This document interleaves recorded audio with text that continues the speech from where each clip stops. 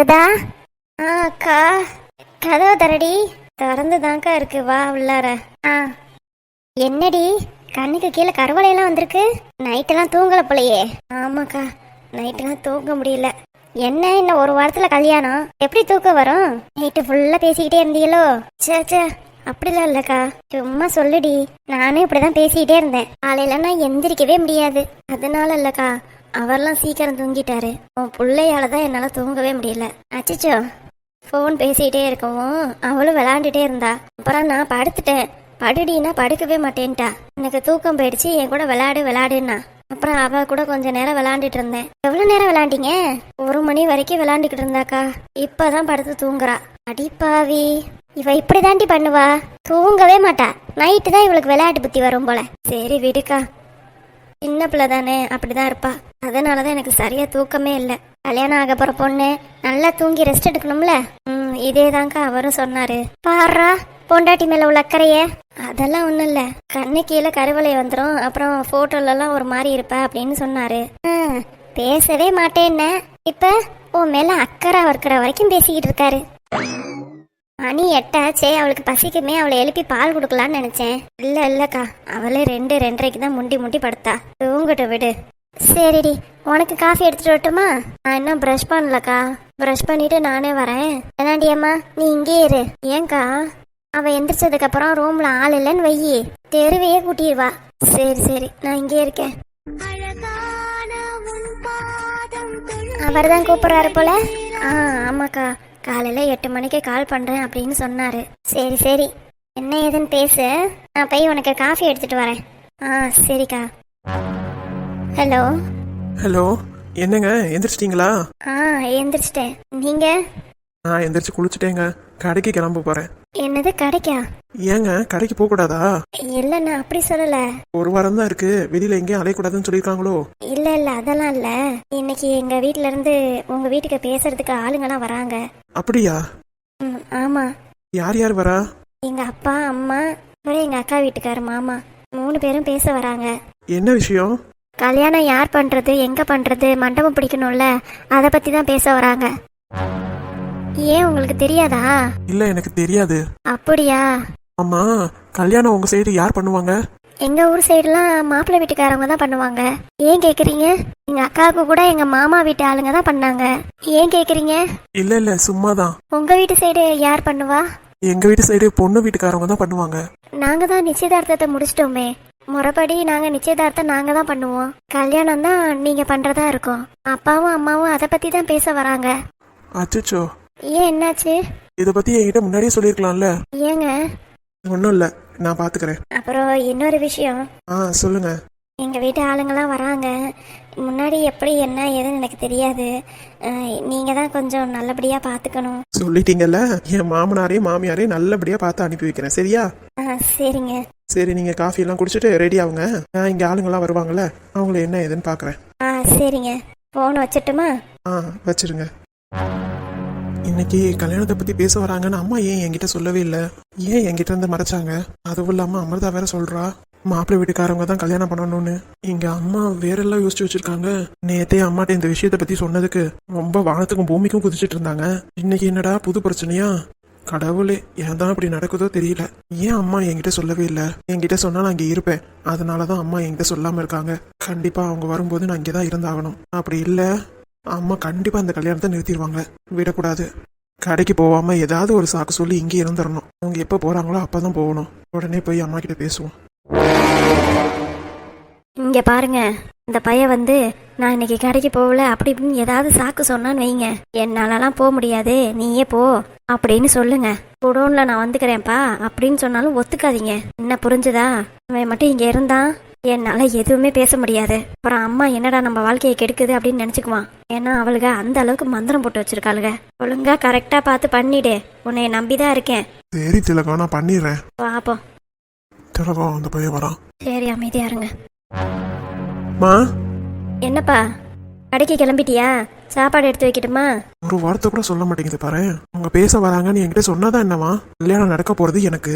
எங்க மாமனார் வீட்டுல இருந்து வரது கூட எங்க அம்மா சொல்ல மாட்டேங்குது பாரு. என்னடா, சாப்பாடு எடுத்து வைக்கட்டுமா வேணாமா? இல்ல இல்ல வேண்டாமா. ஏன் கடைக்கு டைம் ஆயிடுச்சுல, கிளம்ப வேண்டியதானே? இல்லம்மா, ஃபங்க்ஷன் இருக்கு, நான் அதனால குடோனுக்கு போய்க்கிறேன். இங்க பாருடா, அப்பாவால தான் போக முடியாது, அவருக்கும் வயசாகுது. மா, கடைக்கு தானே போக சொல்றேன். அப்புறமா ஒரு 12 மணிக்கு மேல நான் போயிடுறேன். எதுக்குடா தேவையில்லாம அவரை அலைய விடுற? மா, அதுக்கு நான் என்ன பண்றது? ஃபங்க்ஷனுக்கு போய் தானே ஆகணும். நீங்க தானே சொல்லியிருக்கீங்க ஃபங்க்ஷன்னா நல்லபடியா சாப்பிட்டுட்டு வரணும், போகணும். நீங்க தானே சொல்லியிருக்கீங்க. சொல்லியிருக்கேன் தான். அதுக்கு தான் நான் போகணுங்கிறேன். ஏன் அப்பா கடைக்கு போறதுனால என்ன பிரச்சனை? ஒரு பிரச்சனையும் இல்லை, அவரால் முடியலன்னு சொல்றாரு, அதுக்காக தான் நான் பேசிக்கிட்டு இருக்கேன். அப்ப விடுங்க, கடையும் போவேனா குடோனும் போவேனா, நானே எல்லாத்தையும் பாத்துக்கிறேன். இப்படியே பொசுக்கு பொசுக்குன்னு எல்லாத்துக்கும் கோவப்பட்டினா நாளைக்கு கல்யாணம் எப்படிடா பண்ணுவ? உன்னை நம்பி ஒரு பொண்ணு எப்படி வரும்? ஆமா திலகம், சும்மா நையாங்கிறாமே. யாரு நைங்கிறது? நீங்க எதுவும் பாத்துக்க வேணாம்னு நான் சொல்லிட்டேன். ஓஹோ, என்னம்மா நீ உழைச்சு சம்பாரிச்ச மாதிரிலாம் பேசிக்கிட்டு இருக்க? என் நகையை அடகு வச்சு நான் என் புருஷன்கிட்ட கொடுத்தேன். இந்த காசை வச்சு என் புருஷன் கடையை ஆரம்பிச்சு கொஞ்சம் கொஞ்சமா பெருசாக்குனாரு. நீ இங்க டான்னு ஒரு 3 வருஷத்துல வந்து உட்காந்துக்கிட்டு வியாபாரம் பண்ணா அது உன் கடை ஆயிருமோ? நல்லா இருக்கேடா கதை. நான் இப்ப என் கடை உன் கடைன்னு பிரிச்சு பேச வரலமா. ஃபங்க்ஷன் இருக்கு, போகணுங்கிறேன். அதுக்கு கூட இந்த மாதிரி நீங்க பேசுறீங்களே. சரிம்மா, உங்க கடையை நீங்களே வச்சுக்கோங்க. நான் இனிமே அந்த கடைக்கு போகல, போதுமா? எல்லாம் நல்லா வியாபாரத்தை இழுத்து விட்டுட்டு ஊரை சுத்தி கடையெல்லாம் பெருக்கி விட்டுட்டு நீ என் வீட்டுக்கார தலையில கட்டிட்டு ஓடிடலான்னு பாக்குறியா? அது மட்டும் இங்க நடக்கவே நடக்காது. இப்ப என்னதாம்மா உங்க பிரச்சனை? இப்படின்னா அப்படிங்கிறீங்க, அப்படின்னா இப்படிங்கிறீங்க. நான் எதுக்கும் போகலமா, நான் வீட்லயே இருக்கேன், போதுமா? இங்க பாரு திலகம், என்னங்க? அவன் வீட்டுல இருந்தானா கண்டிப்பா பிரச்சனை வரும். அவன் குடோனுக்கு தானே போகணுங்கிறான், போகட்டும் விடு. நீங்களும் புரியாத மாதிரி பேசாதீங்க. குடோனுக்கு போனா எப்ப வேணாலும் வீட்டுக்கு வரலாம். குடோன் என்ன தூரத்துலயா இருக்கு? நடந்து வர தூரத்துல தானே இருக்கு. அவங்க வர செய்தி கேட்டா இவனே ஓடி வந்துடுவான். அப்புறம் நம்மளால எதுவுமே பேச முடியாது. சரி விடு, நான் கடைக்கு போறேன். நீயும் உன் மகளும் உட்காந்து பேசுங்க. முக்காவாசி குடோன்ல ஏதாவது வேலை இருக்கிற மாதிரி நான் பாத்துக்கிறேன். அவனை வரவிடாமே பாத்துக்கிறேன், போதுமா? அதெல்லாம் சரிப்பட்டு வராதுங்க. இப்ப அதுக்காக அவன்கிட்ட மல்லு கட்டி நிக்க போறியா? நடக்கிறது நடக்கட்டும். என்னமோ நீ வாய வச்ச பாரியா. நான் பொண்ணு பார்க்க ஆரம்பிச்சதுல இருந்தே பிரச்சனை வந்துகிட்டே தான் இருக்கு. சனிய உன் திருவாயை மூடிக்கிட்டு இருந்திருந்தா இந்நேரம் இம்புட்டு தூரம் பிரச்சனை வந்திருக்காது. சரி விடு, பழைய கதையை பேசிக்கிட்டு. டேய், அப்பாவே கடைக்கு போறேன்னு சொல்லிட்டாரு. நீ குடோனுக்கு போவியோ இல்ல எங்கேயோ போவியோ? போயிட்டு வா. மத்தியானம் சாப்பாடு வேணுமா? இல்ல வேண்டாம், நான் பாத்துக்கிறேன். சரி அம்மா, எப்ப கிளம்புவ? குடோனு 10 மணிக்கு தானே திறக்கும், ஒரு 9:30 மணிக்கு போவேன். அப்பாவை மட்டும் 9 மணிக்கு போங்கன்னு டார்ச்சர் பண்ற, நீ மட்டும் 9:30க்கு போறேங்கிற. சபா, நான் ஒன்னும் அவரை டார்ச்சர் பண்ணல. நான் பைக்ல டக்குன்னு போயிருவேன், அவர் நடந்து போறாரு, அதனாலதான் சொல்றேன். சரி, 9:15 கிளம்பிடு. அப்பாவையும் 9:15 கிளம்ப சொல்லிருங்க. அவர் கிளம்பிடுவாரு. இப்ப காலையில சாப்பாடு வேணுமா உனக்கு? வேண்டாம், நான் தான் வெளியே போறேன்ல, அங்க சாப்பிட்டுக்கிறேன். சரி. இங்க பாரியா, அவன் போறதுக்கு முன்னாடி நீ கடைக்கு போயிடு. குடோன்ல ஏதாவது எடுக்கிற மாதிரி இருந்துச்சுன்னா டக்குன்னு அவனுக்கு ஃபோன் அடிச்சு வேலை கொடுத்துக்கிட்டே இரு. அவன் ஃபங்க்ஷனுக்கு போவானோ இல்லை வேற என்னவோ பண்ணவானோ அதெல்லாம் நம்மளுக்கு முக்கியம் கிடையாது. வீட்டுக்கு அவன் வரவே கூடாது. நான் பாத்துக்கிறேன்.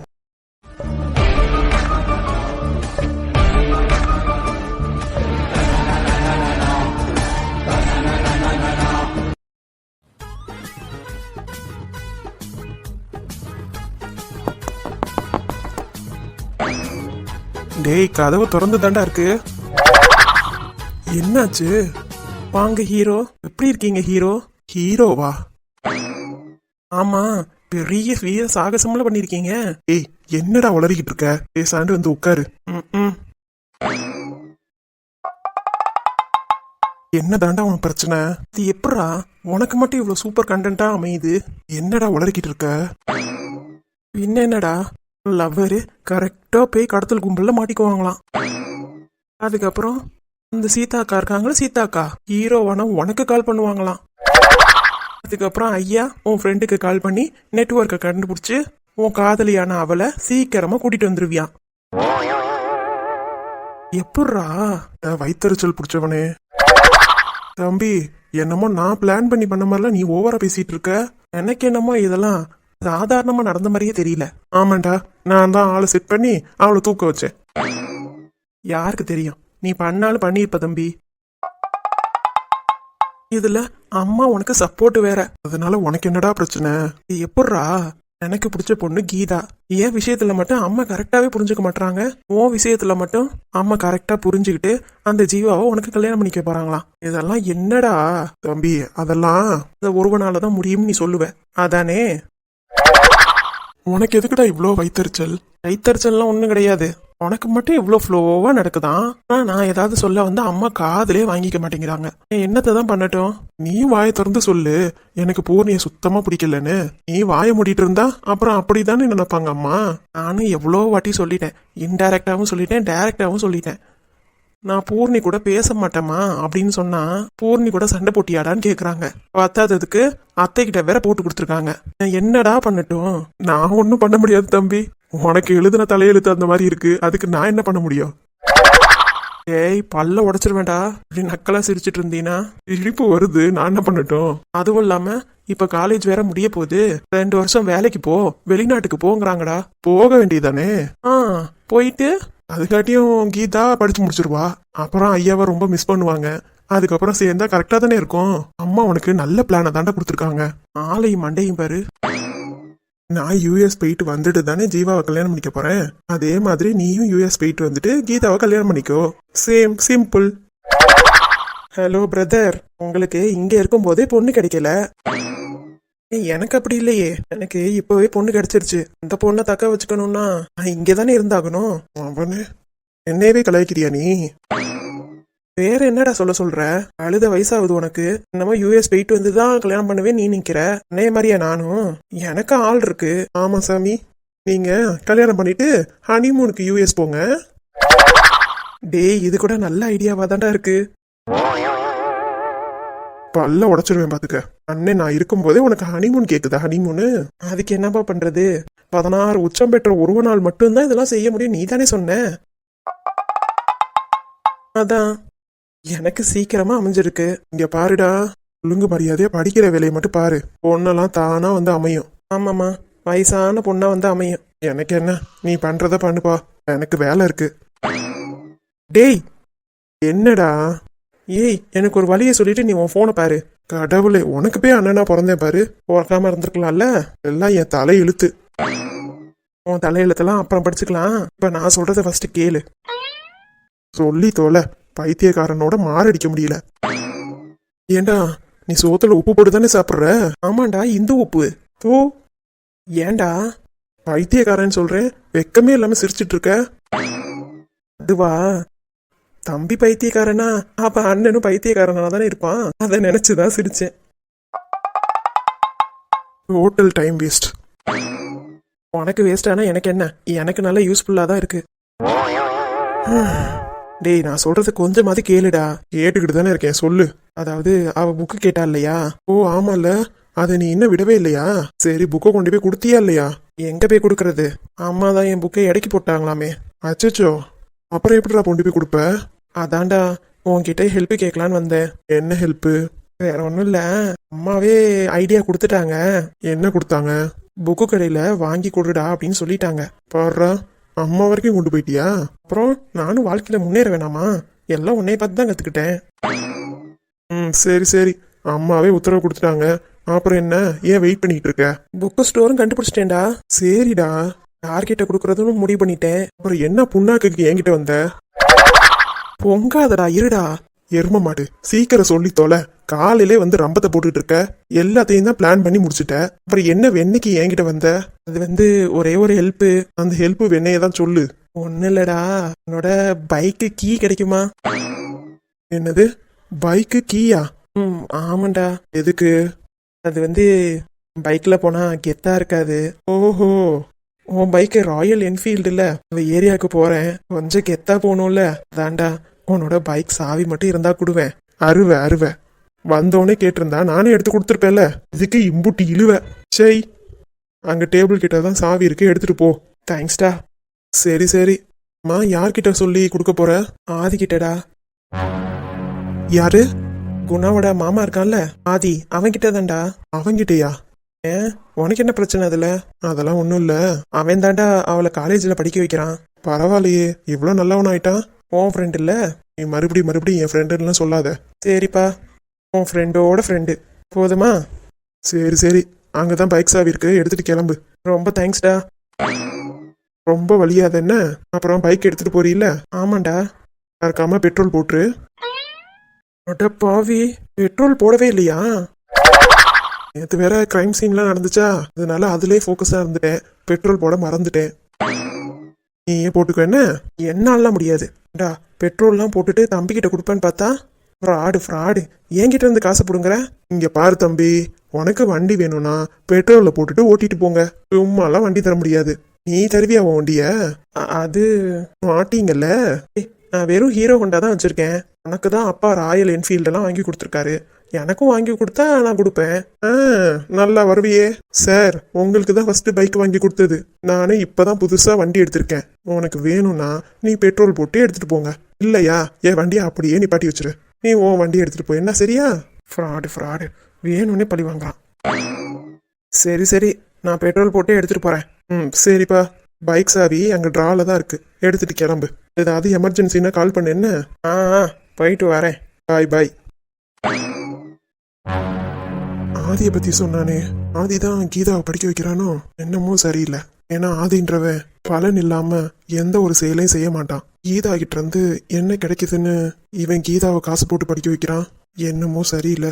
இதை அவன் சீக்கிரமா புரிஞ்சுக்கிட்டா பரவாயில்ல. கீதா பொண்ணுகிட்ட கேட்டாலும் அது வாயை திறந்து சொல்லுமா? ஒருவேளை அவளுக்கே தெரியாம இருந்தா ஆதி என்ன மோட்டிவ்ல பழகுறான்னு. சரி, எப்படியா இருந்தாலும் பிரச்சனையை நம்ம கிட்ட தானே கொண்டு வருவான். அப்ப பாத்துக்கலாம்.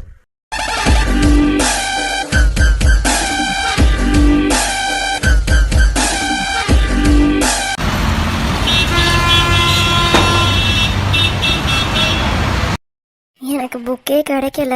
பூர்ணி கிட்ட கேட்டவுமே கிடைக்கல. பூர்ணி அவங்க அத்தை பையன்ட்டை முரளிட்டையாவது கேட்டு வாங்கி தரலாம்ல. நானும் டைரக்டா அவர்கிட்ட கேட்கவும் முடியல. இப்ப எப்படி நான் புக்கு வாங்கி படிக்கிறது? மேம் வேற இந்த மாதிரி பேசிட்டாங்க. உங்க சப்ஜெக்ட்ல புக்கும் வேற இல்லாம இருந்தா அப்புறம் இன்னும் பேசுவாங்களே. என் மேல உள்ள நம்பிக்கையே அவங்களுக்கு போயிடும். நான் எப்படிதான் படிக்க போறேன்னு எனக்கே தெரியல. இப்ப நான் யார்கிட்ட போய் புக்கு கேட்கறது? புக் ஷாப்ல கேட்டாலும் புக்கோட விலை ரொம்ப அதிகமா சொல்றாங்க. இவ்வளோ இதுக்கு என்கிட்ட காசும் இல்லை. அம்மாட்டையும் கேட்க முடியாது. ஜெராக்ஸ் போட்டாலும் காசு அதிகமாக தான் வருது. அதுக்கு புக்கே வாங்கிட்டு போயிடலாம் போல. இந்த பூர்ணியை கேட்க சொன்னாலும் அவளும் இப்படியே பண்ணிக்கிட்டு இருக்காளே. கடவுளே, எல்லாம் ஏன் தப்பு தான். அப்பவே நினச்சேன் புக்கை அங்கே வைக்க வேண்டாம், யாராவது எடுத்துட்டு போயிடுவாங்கன்னு. இன்னொரு வாட்டி ரெனிவல் பண்ணிட்டு அப்புறம் வச்சிருந்துருக்கலாம். ச்சே, மனசுக்கு எட்டுனுச்சு. சரி, இங்கே தானே இருக்கு அப்படின்னு சொல்லி வச்சுட்டு வந்தது தப்பா போச்சு. கடவுளே, ஏன் என்னை இப்படி புலம்ப விடுறீங்க? ச்சே. கீதா. அம்மா, உன்னை பார்க்க ஒருத்தவங்க வந்திருக்காங்க. என்னைய பார்க்கவா? ஆமாடி. யாருமா? வந்து பாரு. நானே டென்ஷன்ல இருக்கேம்மா. யாருன்னு ஃபர்ஸ்ட் சொல்லு. ஆதி சார் தான் வந்திருக்காரு. என்னது, ஆதி சாரா? ஆமா, உன்னைய பார்க்கணும்னாரு. இந்த வந்துடுறேம்மா, நீங்க போங்க, நான் வரேன். சரி, அந்த தம்பி அங்கதான் உட்காந்துருக்கு, சீக்கிரமா வா. சரிம்மா. ஆதி எதுக்காக என்னைய பார்க்க வந்திருக்காரு? இவர் வந்தாலே எனக்கு பயமா இருக்கு. என்ன பண்றது? எங்க அப்பா தான். கீதா, சீக்கிரம் வாடி. அந்தா வரேம்மா.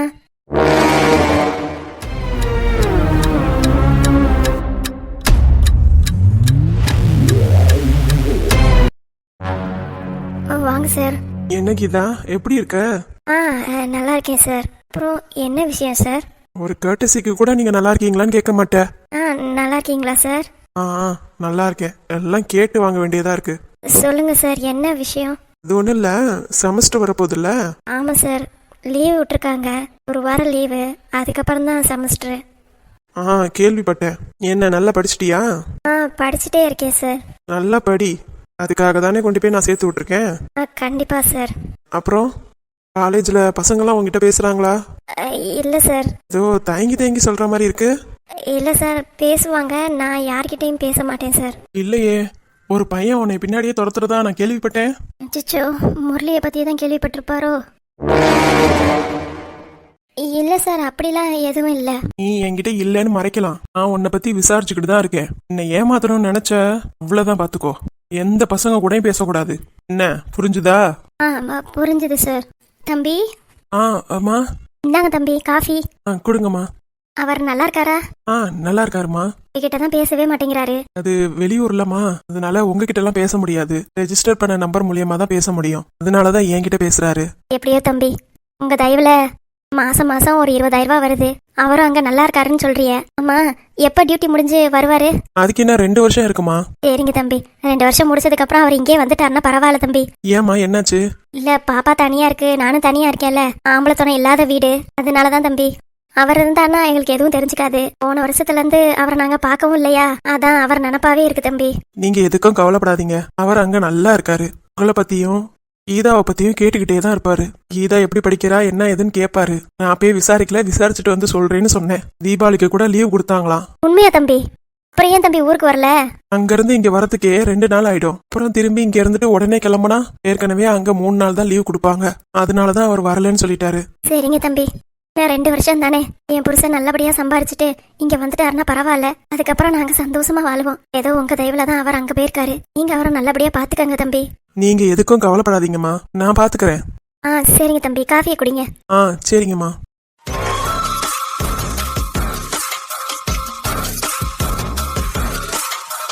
அம்மா நான் காஃபி குடிச்சிட்டேன். சரிங்க தம்பி, கொண்டாங்க.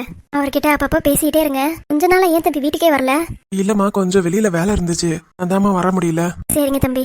கீதாவை காலேஜுக்கு போகும்போது ஒழுங்கா போயிட்டு ஒழுங்கா வர சொல்லுங்க. யார்கிட்டயும் பேச வேணாம்னு சொல்லுங்க. ஏன்னா இந்த காலத்து பசங்களாம் ரொம்ப கெட்டு போயிருக்காங்க.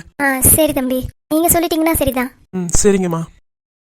பௌத்தம் பார்த்தேன், கண்ணத்தில் சமணம் பார்த்தேன், பார்வை மட்டும் கொலைகள் செய்ய பார்க்கிறேன்.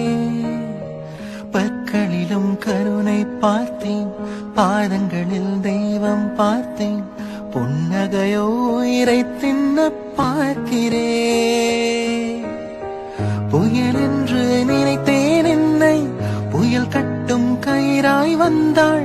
மலை என்று நினைத்தேன் என்னை, மல்லிகையால் மலையை சாய்த்தாள். நெற்றி பொட்டில் என்னை உருட்டி வைத்தாள். வேற எதுவும் பேசணுமா சார்?